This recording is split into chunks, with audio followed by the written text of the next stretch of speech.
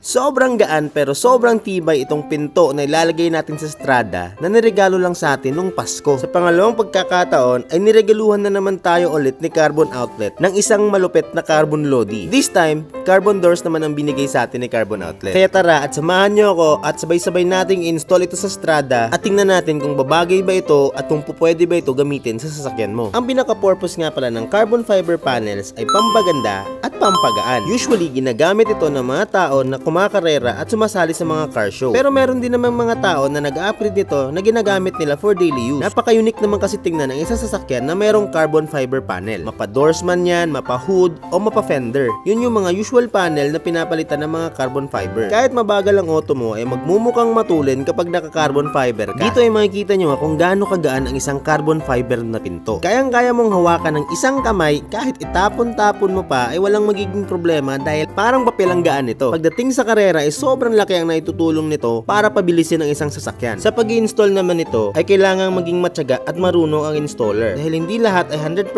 fit at minsan ay kailangan nating mag-modify para maging maayos at maganda ang pag-i-install natin ng mga carbon parts. At pagkatapos nga namin ma-install lahat ay ito na ang kinalabasan. Mas naging maangas at naging mukhang matulin ang Strada natin kahit mabagal. Ilang kilo rin ang nabawas sa timbang na malaking factor na para makalamang pagdating sa karera. Sa tingin nyo, worth it ba itong carbon loading na pinto o okay na yung carbon sticker?